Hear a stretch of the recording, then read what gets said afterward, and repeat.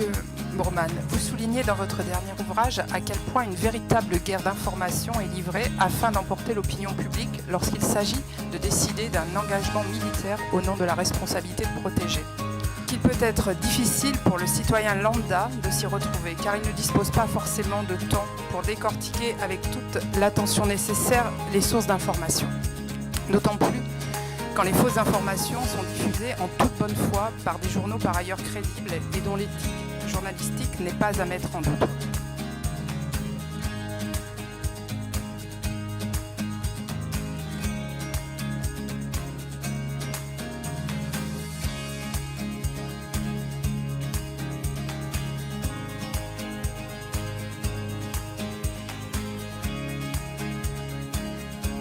Cette expérimentation de 2 choix proposée par cet amendement vise à introduire l'obligation d'alternatives végétariennes quotidiennes à base de protéines animales, laitage et œufs, ou végétales, céréales, légumineuses, dans la restauration collective scolaire, publique et privée.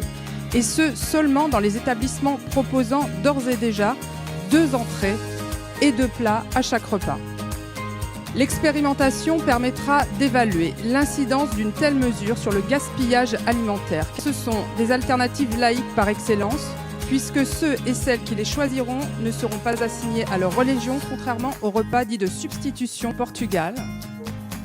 Cette loi a été proposée en avril dernier. Ce n'a pas été un sujet, puisqu'il s'agissait d'un choix supplémentaire.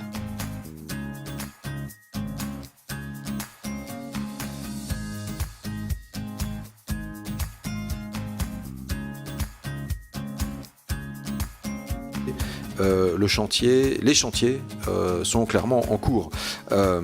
Donc, pour vous donner effectivement une idée de où nous en sommes et où nous voulons aller, sur l'AEFE, nous souhaitons confier justement à une parlementaire, Samantha Cazbonne, une mission pour pouvoir justement avoir le regard de la représentation nationale aussi, quelqu'un qui connaît très bien naturellement l'enseignement français à l'étranger pour y avoir exercé. Et donc nous aurons, c'est un chantier qui va nous mobiliser encore tout au long de l'année et pour lequel nous aurons aussi associé, c'est normal, les parents d'élèves, les professeurs, les personnels, parce que voilà, il y a eu de fortes inquiétudes d'exprimer et que maintenant il faut qu'on arrive à objectiver tout cela et tout simplement à trouver les voies et moyens de conforter cet enseignement français à l'étranger.